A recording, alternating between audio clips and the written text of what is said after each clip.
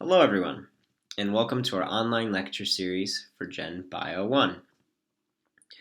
Today we're wrapping up our discussion of mitosis, the process by which one cell duplicates its genome, enlarges its cytoplasm, and copies all of its organelles so that way it can split into two identical daughter cells.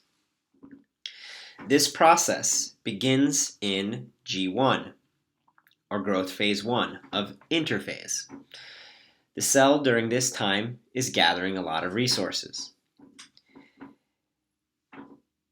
From G1, the cell progresses into the S phase, or the process of copying all of its genome. Each cell, we know, begins as a diploid and will accumulate two copies of each of its two original genomes, one from mom, one from dad, during the S phase. So that way, during mitosis, those two ends can split into different cells. After the S phase, we encounter G2, the growth phase that's defined by the enlarging of the cell. After everything goes right in G2, the cell progresses to mitosis, the 5-step process beginning with prophase, where chromosomes condense, spindles form, the nuclear envelope breaks down, and the nucleolus disappears. After prophase has completed, prometaphase will begin, and prometaphase is defined by nothing more than the formation of those kinetochores, those protein structures that bind at the centromere that allow the mitotic spindle to connect, so that way everything can move without damaging the DNA. After prometaphase, we hit that true middle phase, wherein all of the chromosomes are lined up along the metaphase plate vertically, so that way each side has a sister chromatid connected at the centromere. And in anaphase, we see those sister chromatids split apart because the cohesin that was keeping them together gets broken down, and the tension that was in the spindle now gets to pull each of those sister chromatids, now chromosomes, to opposite poles. When everything is in opposite poles, we see telophase occurring, the far phase, wherein all of the steps of prophase are undone, meaning that chromosomes begin to decondense, the nuclear envelope reappears, and the mitotic spindle begins to break down. At the same time that telophase is happening, we see cytokinesis, or the splitting of the cytoplasm. This occurs a little bit differently in animal cells, where a cleavage furrow forms at the contractile ring where the metaphase plate was. This cleavage furrow pinches from the outside inwards. In plant cells, the cell plate forms in the middle, but grows from the middle outward. Importantly, in the formation of the cell plate, you have the mitotic spindle arraying in a perpendicular formation. So, this process is incredibly well regulated and incredibly well controlled. When this needs to happen, meaning that cells need to replicate themselves, oftentimes external signals are coming in. However, there can be a stop point. If a cell does not need to replicate itself, it will exit after cytokinesis and enter G0, or quiescence. Quiescence is the form that a cell will take, or the developmental stage that a cell will take when it does not need to replicate, but still has the potential to copy itself if necessary in the future. Cells can break out of G0 or quiescence based on external signals. Some hormone telling them you need to replicate because we've got a big old gash and you need to close it up, or nutrient abundances and conditions are primed.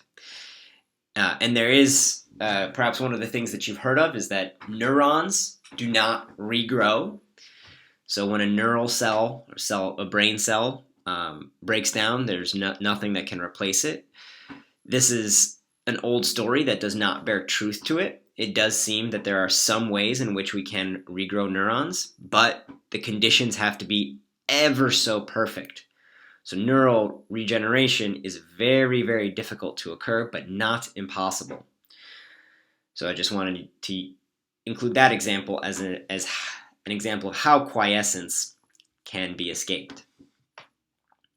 How long does this entire process take? Well, in a human, you'll see that in a human skin cell, you'll see that G1 lasts about 9 hours. S phase will last about 10 hours. And G2 will last about 4.5 hours. Mitosis is a whopping 30 minutes.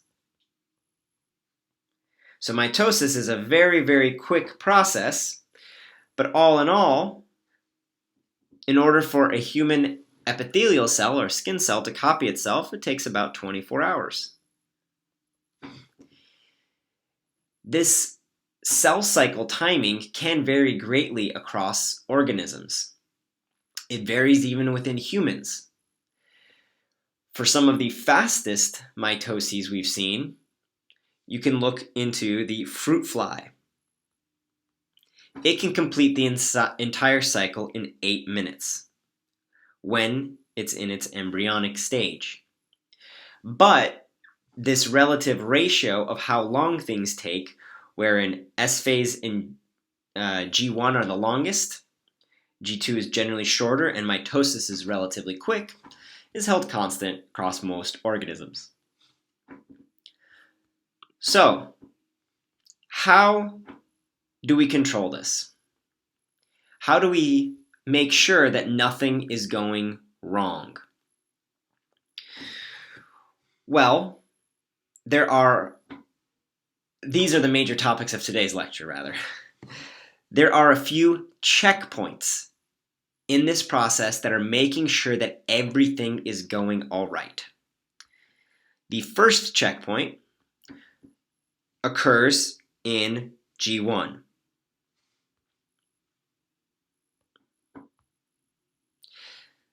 I'll just go put them all through. The second checkpoint will occur at the end of G2, and the third checkpoint occurs during metaphase. So we have a G1 checkpoint,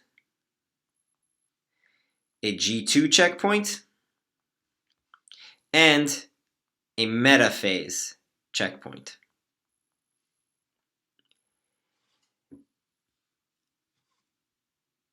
In the G1 checkpoint, there are two possible options, and it's the G1 checkpoint that's unique when compared to the other two. The G1 checkpoint is looking whether this is a good time to replicate, whether this is a good time to go. It's testing whether the cell is in good health and good condition. If everything appears good, that means you can go. If not, if things do not look good, let's say draw an X here. If things do not look good, this checkpoint is called the point of no return.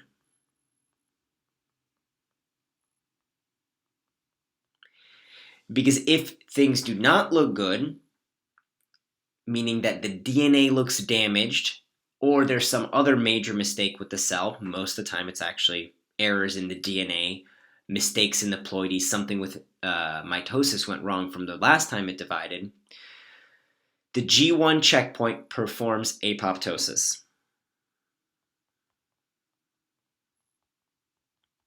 Meaning that this cell will prevent itself from replicating and instead kill itself. This is very different from our other two checkpoints, and we'll spend a long time talking about the G1 checkpoint later today. In the G2 checkpoint, if everything looks good, guess what? It's a go. If everything does not look good, and what is the G2 checkpoint seeing if it looks good? It's basically checking to make sure that synthesis is complete. Have we actually copied all of our DNA? If not, the outcome is to wait. Just give it some more time. And whenever the waiting's done, then you will go when you're ready. So you're not going to progress past the G2 checkpoint till the cell size is bigger, till the DNAs are copied and everything's ready. But you have no off-ramp. You will always continue through the G2 checkpoint. The only option is to wait. In the metaphase checkpoint, it's also very similar. The option is to go if everything looks good, and we'll talk about that in a bit. And if not, everything will wait up until things do look good, and then they will go. This means that with these three checkpoints, once a cell is going through the process of the cell cycle, the only off-ramp, the only way to stop errors is in G1.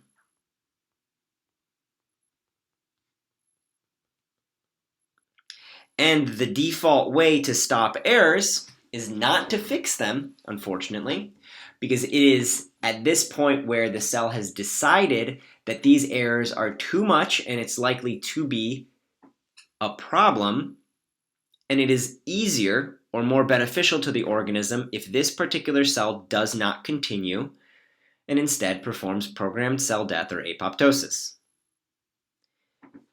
At G2, the only option is to stall and forge ahead whenever ready, and same with metaphase.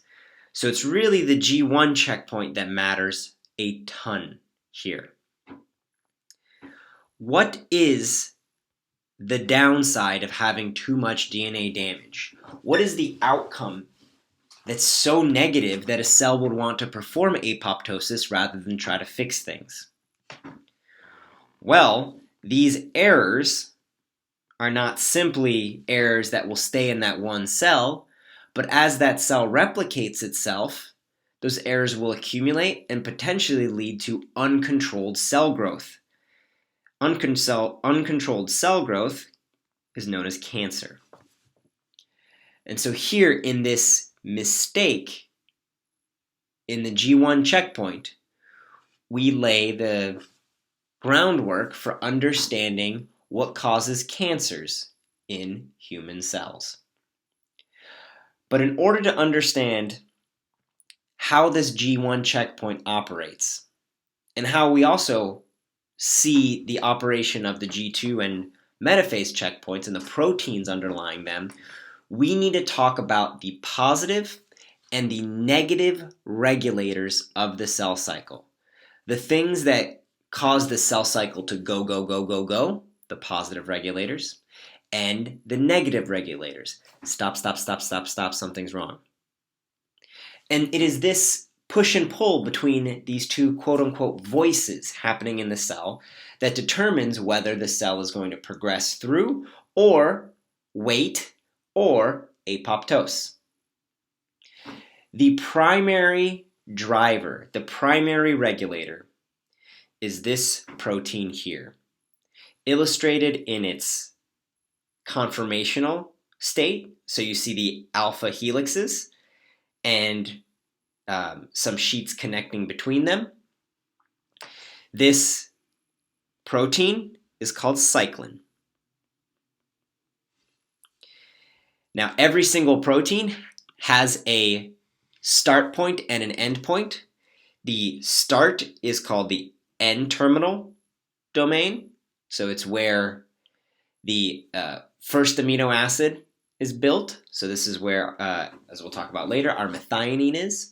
So that's the start, and then the C-terminus, the end. And so you can kind of see the illustration here shows that it's a coiled protein. And it's this protein that is our positive regulator.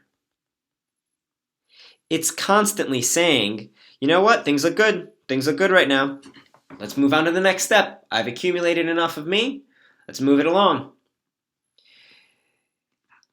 These cyclins are a family of proteins. They serve as a guide.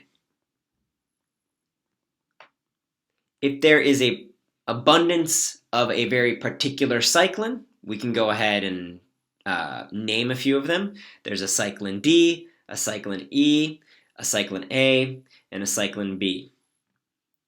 And each of these cyclins will peak in abundance in the cell at different phases to drive the cell from G1 to S phase, from S phase to G2, and from G2 into mitosis. And here we have a graphical representation of that. When a cell begins its process of G1, perhaps it's just left G0. How might a cell in a human leave G0? Well, you might have heard of a hormone called HGH, or human growth hormone. And exposure of a cell that's in G0, when exposed to HGH, will step into G1 because it starts making cyclin D. Cyclin D's abundance will peak about halfway through this entire process, meaning somewhere in S phase, cyclin D will start decreasing. It's this increasing abundance that will take it into S phase. And once it reaches a critical level, cyclin D promotes the formation and production of cyclin E. Cyclin E will peak when you need to start the S phase. When S phase is started, cyclin E will be broken down, and it goes away before S phase is even done. However, when cyclin E starts ramping up in production, we start very slowly making cyclin A. And cyclin A will peak just before the end of G2, just before you step into mitosis. This peak of cyclin A will begin the production of cyclin B, whose peak will occur during prophase. And after it reaches its peak, it's broken down very, very quickly. And that signals for the rest of mitosis to occur. And it is this repetitive cycle that allows for the cell to tell which step it's in, which checkpoint it needs to cross, and whether it's ready to do so. So cyclins are really the communicators, but they do not act alone. Cyclins are the guide that can push the cell forward, but we need some muscle. We need a hammer. And this hammer is called the cyclin dependent kinase, or CDKs. Cyclin dependent kinases can form a dimer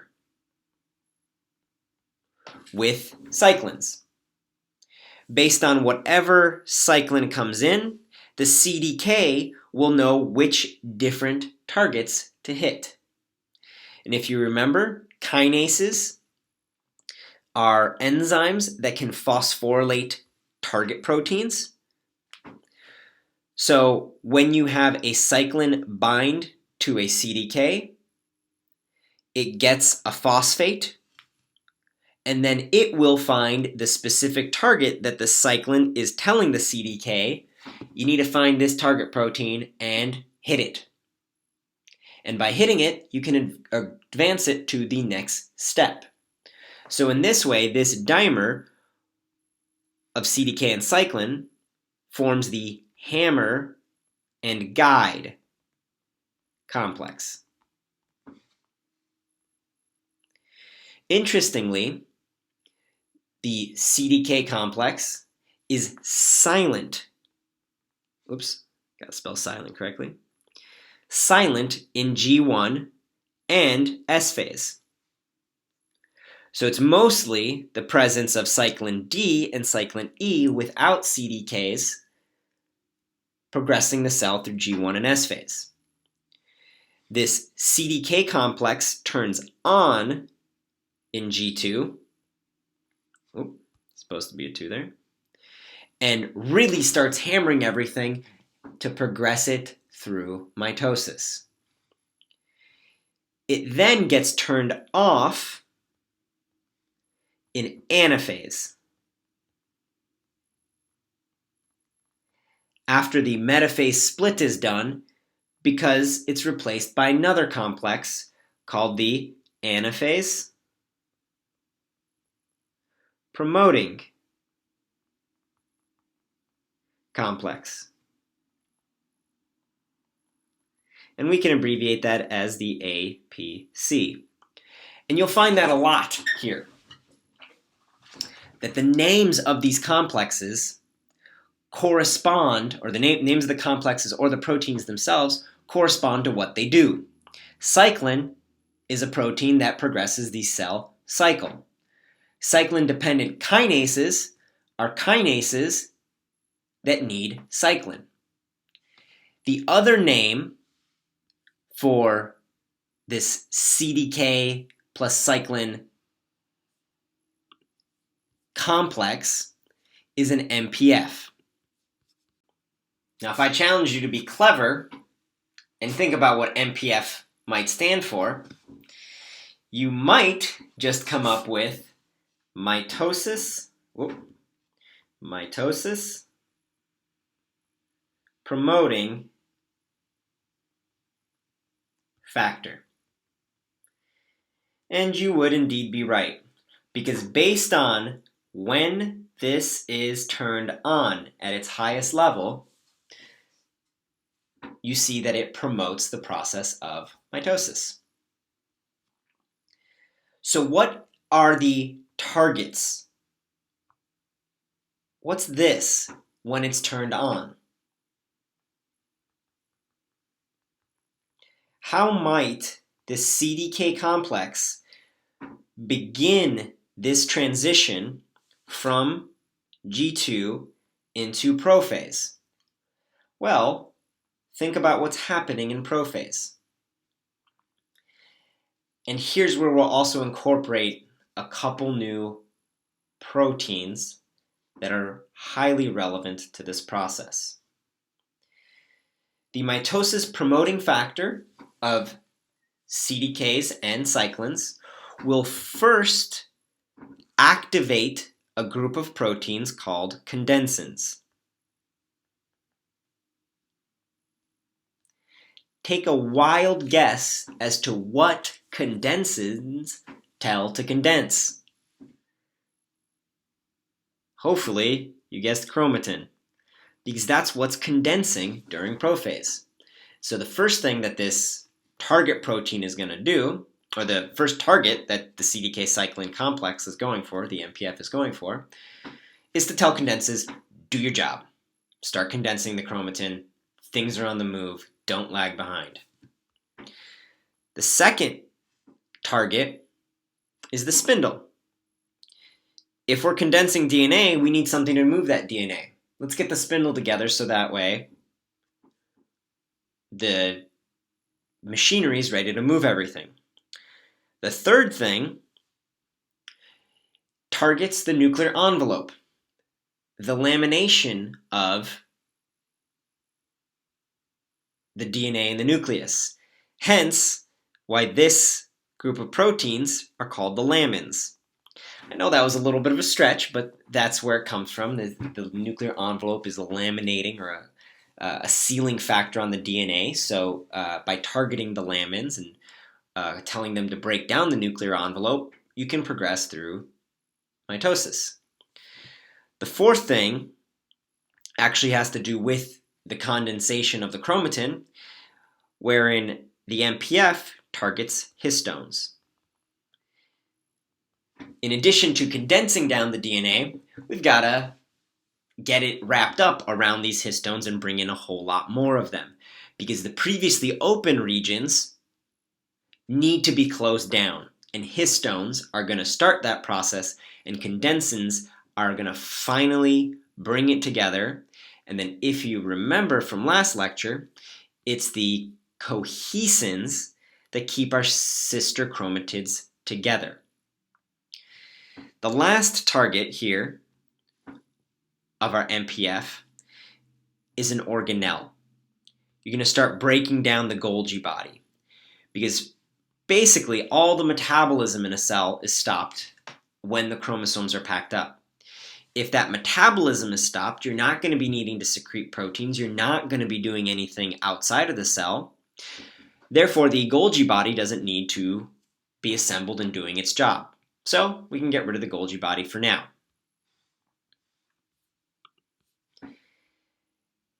It is in this way that we see collaboration between a huge amount of proteins, like the cyclins that drive the cell cycle, the CDKs that allow the cyclins to change the effects of other proteins in the cell, like condensins and lamins and histones and spindle fibers and those proteins found in the Golgi body. So that way we can get to our metaphase checkpoint. In our metaphase checkpoint, we encounter our last major proteins that we'll talk about today. In our metaphase checkpoint, we have a few players. We know by this point cohesins are keeping our sister chromatids together. So here you have one strand of DNA and another strand of DNA, and it's kept together by this cohesin loop. This cohesin loop is what's forcing each opposite side of the chromosome of the chromatids to not be ripped apart. Because during metaphase, this metaphase checkpoint, the spindle fibers are pulling on each of the chromatids. That physical tension is letting them know whether they've reached the middle. Once the tension on each of these centrosomes, or the centrioles, is even, you then know that it's in the middle. And you can think of this as though you're holding a piece of string in your hands. If your right hand pulls really hard, the left hand will scoot over. And then pressure will be applied. You can pull them both evenly up until you know that that chromosome is not dangling off to one side or the other, but it's pulled taut and directly in the middle. So because there's immediate pressure on that centromere, on the kinetochores, that ensures that the chromosomes are in the middle, the metaphase plate, and that the metaphase checkpoint can be passed if all of the chromosomes are lined up there. Once the tension is present, we then get a signal from two other proteins, securin and separase, named very cleverly, I know. Securin, grab the pen here. Securin is an inhibitor. Its whole purpose is to bind to an inactive separase and stop it from doing its job. Because a separase is an enzyme, hence that ASE ending, that's going to attack cohesin. So this securin separase complex is floating around and chomping at the bit, getting ready to break down that cohesin once the cell signals that it's ready to do so. The signal to break apart your separase and securin is actually our CDK cyclin complex. So this transition from inactive to active occurs because of CDK cyclin.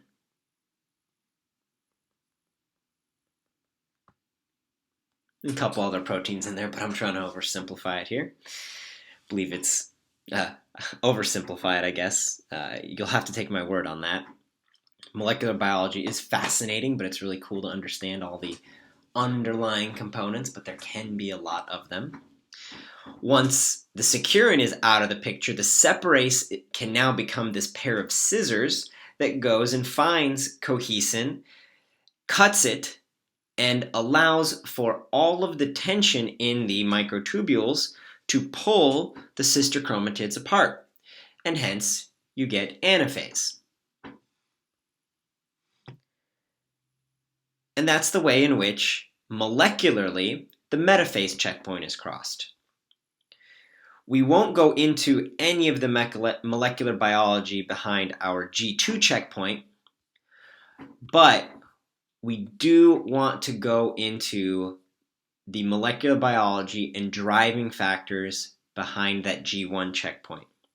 Because as we talked about in the beginning, if everything looks great, the G1 checkpoint progresses into S phase, the DNA is not so damaged that it needs aborting, things can progress, things can continue. But it's at that G1 checkpoint that you have some push and pull between the positive and negative regulators of the cell cycle, that if the negative regulators indicate that there is too much damage, the cell cycle will be stopped and apoptosis will occur. So, what are these negative regulators?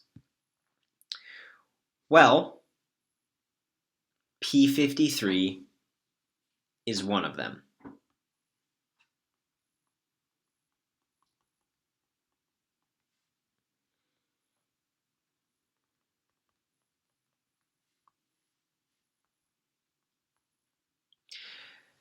P53 and its associated negative regulators serve the purpose of halting the cell cycle and identifying problems.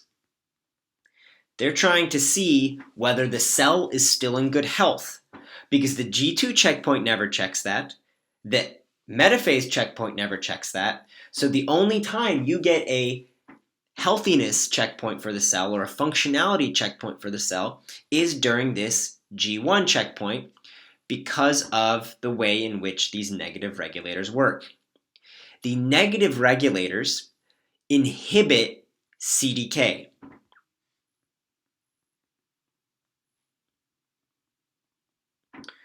So, in the way that you have CDK and cyclin progressing the cell through the cell cycle, if you have a molecule that prevents CDK from doing its job, then you'll have a negative regulator, something that's yelling, stop, stop, stop, because it's all about dosage. Just as we see dosage or concentration being the driving factor of switching between phases, it is the dosage of go versus stop that tells the cell whether it is able to pass through the G1 checkpoint. P53 does not get a clever name like securin or separase or condensin or lamin, because it is instead named based on its weight. P53 is a master regulator that controls a lot of this negative cell cycle stopping and apoptosis promoting pathway. Its function is fourfold. The first thing that P53 is doing is it's promoting DNA repair. Because you can imagine that maybe after mitosis or the whole S phase from before, you might have had a couple of mistakes by your polymerases, your enzymes that copy your DNA, and those errors might need to be fixed.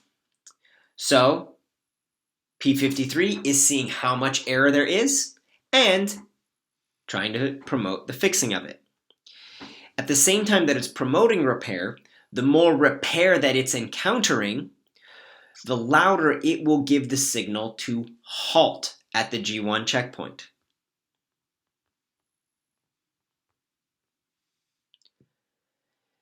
If that signal to halt is loud enough, then P53 can do an alternate pathway that leads to programmed cell death. So it looks for errors and looks to promote DNA repair. The volume of the amount of repair will promote the cell to halt at the G1 checkpoint. If the halt signal is so strong, then programmed cell death will occur. And rather than the cell trying to copy itself, it will perform programmed cell death and quit. The fourth function of P53 is not just looking at DNA repair and overall DNA damage, but instead looks at telomere length.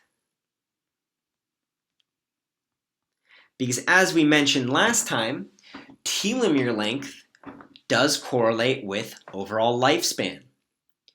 And it's P53 that's looking at telomere length to see if it's too short, and if the telomeres are too short, those cells will go directly into apoptosis.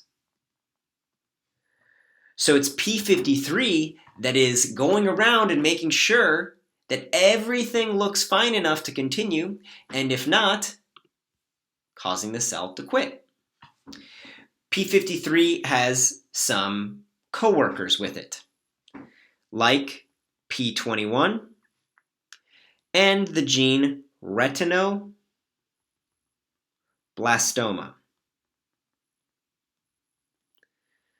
or RB. P21 is again named for the weight of it. Retinoblastoma is named for the fact that it was discovered in the retina or in eyes.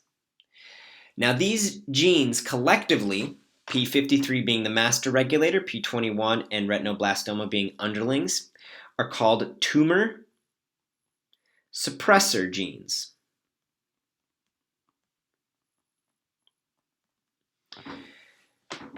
Because they were discovered in cancerous tissues. When you have mutations in P53 or P21 or retinoblastoma, you are more likely to encounter cells that are cancerous. Because all of these different proteins stop at the G1 checkpoint. If they've identified too much DNA damage, try to instigate repair, but if there's so much repair, if you've sent out every single mechanic to all your DNA molecules and are trying to fix it, then P53 will trigger apoptosis. P53 directly synthesizes P21. P21 will block entirely CDK and cyclin. And in blocking CDK and cyclin levels and accumulating a much higher concentration, G1 stops and the cell performs apoptosis. Retinoblastoma acts in a slightly different but parallel pathway, whereby RB, rather than interacting with CDK and cyclin, can interact with other transcription factors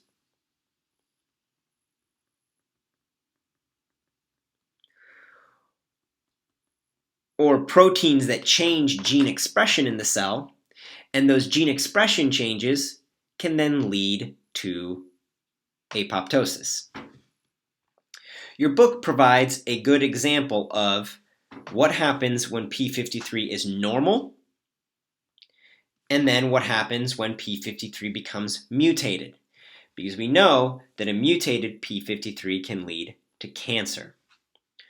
So in the normal condition, we have some DNA damage, some cell cycle abnormalities, or not enough oxygen. These are all things that P53 is trying to detect, as well as we know that telomere length is another. P53 will then cause the cell cycle to stop, DNA repair to begin, and if the DNA repair is mild enough, the cell cycle can restart and continue. If not, apoptosis or programmed cell death will occur. So P53 ultimately results in the degradation of damaged cells. If P53 is mutated, all of these conditions can still be present, but P53 will not be able to detect that they're occurring. The cell cycle will continue, and it will continue without a stop. These cells, therefore, can become cancerous. Now you have differences as to whether cancers are benign or malignant. Those are terms that you may encounter in later classes. But for purposes of this class, I just want us to really focus on the underlying molecular biology.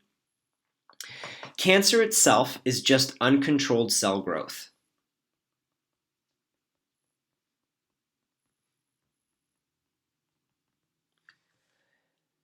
The reason why we do not want cells to be cancerous is that A, our bodies have a specific conformation, size, blueprint that we need to follow, and when cells are cancerous, they can invade other tissues or expand organs or draw resources that they shouldn't. And most importantly, any mutations that they accumulate, the mutations can pass through.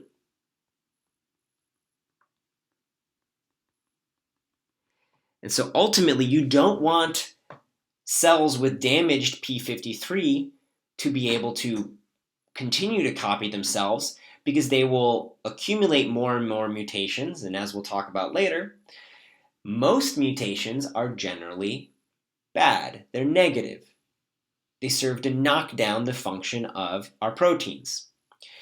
Just like most of the mutations in P53 that actually lead to it being found in a cancerous cell occur in this DNA binding domain. Here is the structure of the sequence of P53. It's all of 400 amino acids long. And the most likely target, or most of the mutations that cause P53 to be broken, are mutations that alter the structure of that middle DNA binding domain.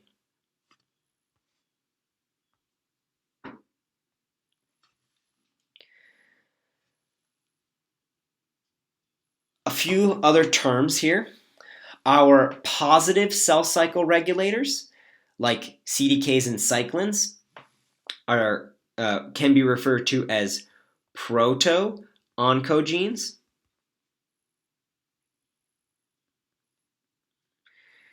Because an oncogene is a gene that will result in cancer when mutated.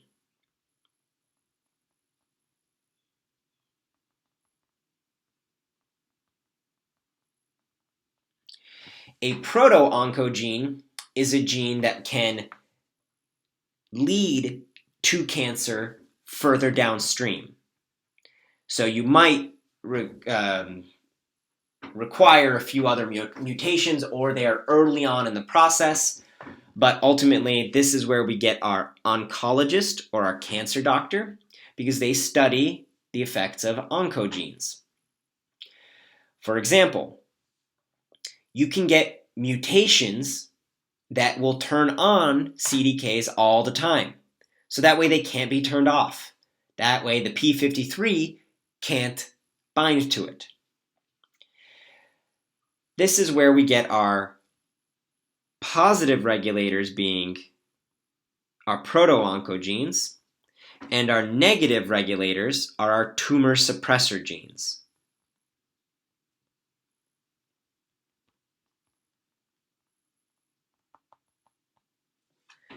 Because what they're doing is they're preventing the spread. They are the brakes in this process.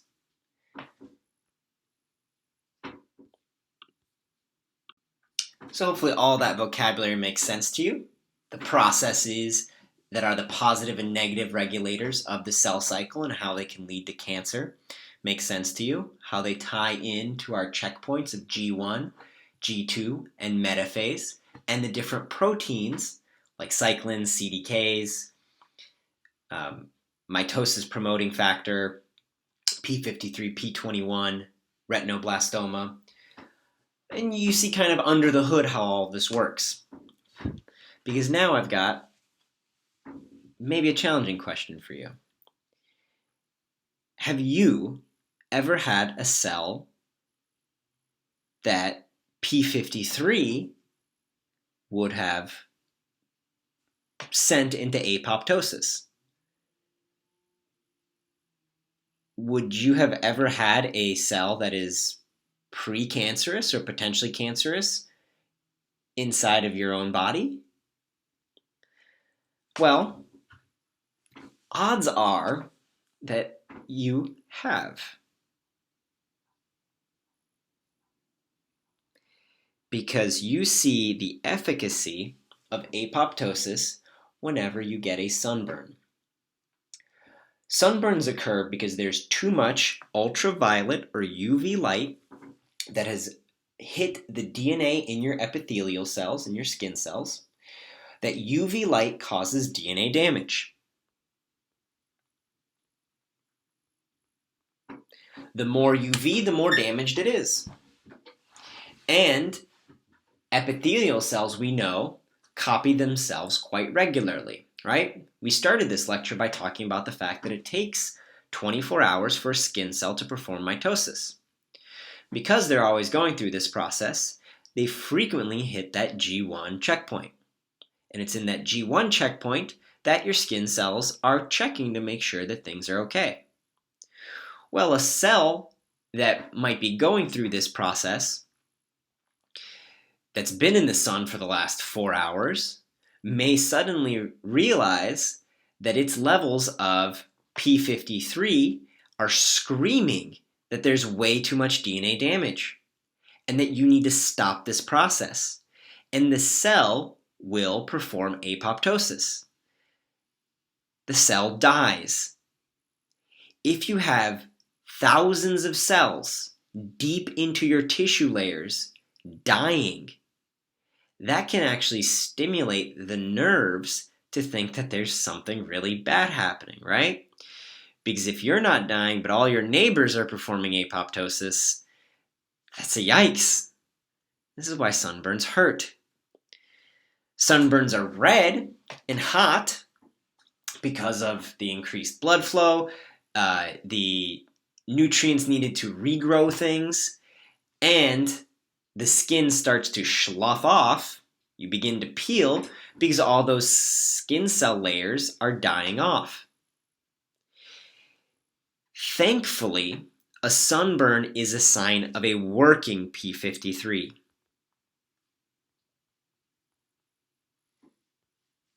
Because it did not get mutated.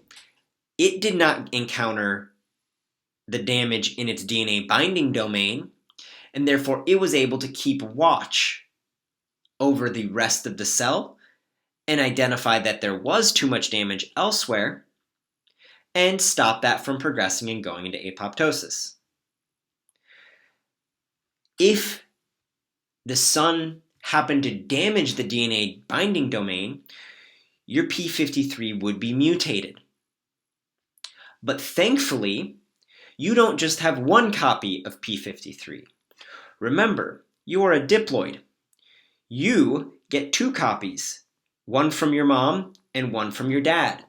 So in order for a cancer to develop, it has to have mutated both copies, or potentially other genes in this pathway, in order for none of the negative regulators to detect that the cell is cancerous and stop this process. So, what if you had the capability to give your children more than 2 copies? If we had more copies of p53 or some of the other tumor suppressor genes, would we as humans be less likely to get cancer? We are now at the time in our history where we can actually genetically modify humans. And while it's still being investigated of what all the effects were, the first genetically modified humans were born in the year 2019. In the future, it may be possible to add copies of p53 to your children's genome. As a biologist, I'm here to tell you what's possible, and you can take this discussion to a philosophy class to discuss what's moral or not. But before you take it there, we need to look at other evidence. If 2 copies protects us to some amount, do we have any evidence in organisms that maybe have 5 copies? Are they less likely to get cancer? Or 10 copies? How many copies is enough? Well, are there organisms on planet Earth that seem to not get cancer? Keep in mind that in humans, there is a correlation. People who are taller are at a higher risk of developing cancer. Now, why would height correlate with cancer risk? It's simply because of the fact that taller people are made of more cells. The more cells you have, the more likely that one of them has a mutation in the p53 or other tumor suppressor genes that can cause cancers to be formed. So, we might look at some of the larger organisms on planet Earth to see how frequent cancer is in them. And I can think of no larger land animal than the glorious elephant. And elephants do not seem to develop cancer. And when scientists found that out, they're like, well, maybe something kills them beforehand, right? So that could be it. Maybe something else gets them always. But then we got about to sequencing the elephant genome.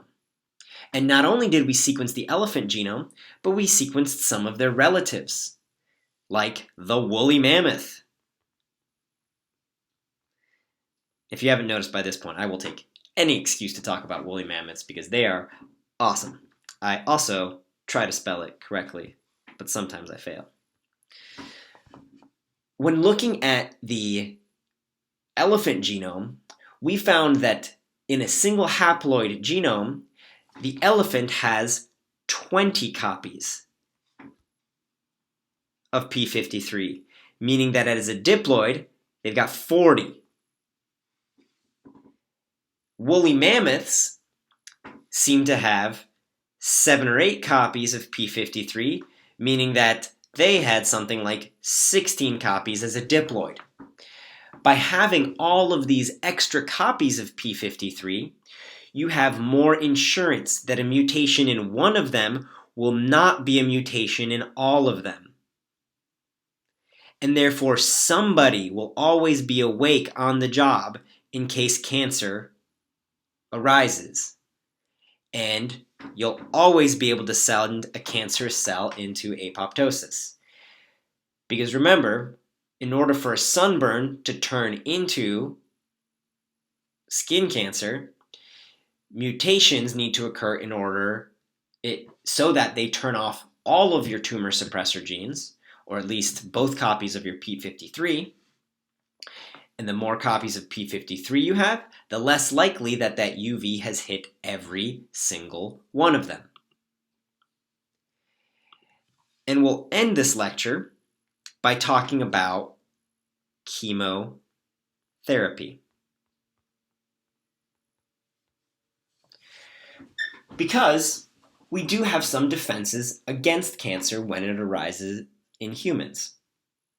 We can't now, I can't add more copies of p53 as much as I might like to. to my own genome. It's not going to be effective because I'm way too many cells big, and it'd be prohibitively expensive to do it to all of my cells. Also impossible.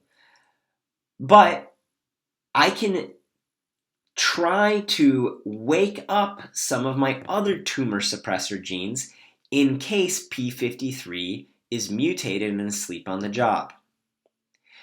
p53 is the master regulator, but there are some real panic buttons way down the line that if p53 fails and things have gotten so dire, they finally wake up and override p53's everything's fine signal, and then tell the cell to go into apoptosis. This is the goal of chemotherapy and radiation therapy. We try to damage the DNA of cancer cells even more than it already is. These slight mutations may have caused the cancer to begin, but if we can then damage the rest of the cells in the area so much so that other regulators wake up, they might take a cell that's cancerous and make it realize that it's cancerous so that way it performs apoptosis. But chemotherapy and radiation therapy are bombarding a lot of cells in the area. They're causing a lot of cells to perform apoptosis. That's why these therapies hurt. That's why they suck. They suck not because they fail. Sometimes they do not work all the way because you don't catch every single cancerous cell. But they are just physically difficult to bear because you're damaging the cancerous cells, but we're not so precise in that we also hit some of our working regular cells. So in this way, we can tie our medical treatments to cancer, to gene copy number, to the proteins that cause the cell cycle to go forward or stop, to the proteins that help split our DNA in metaphase, to their targets, and ultimately to the entire cell cycle. So hopefully you appreciate this kind of more holistic view, more so than just saying p53 is a tumor suppressor gene that if you mutate it, it can cause cancer.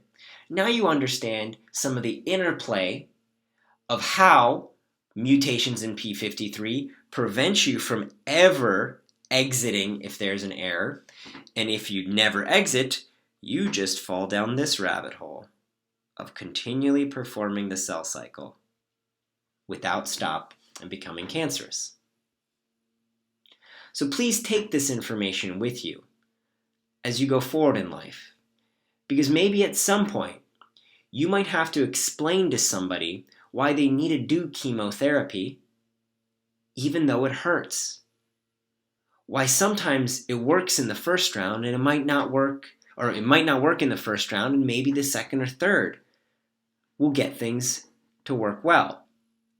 I personally have found this information helpful as, maybe I talk to, in the past I've talked to relatives or friends who are going through this and help them make sense of all the pain and confusion and suffering, because cancer is not something that any individual deserves or did something to get.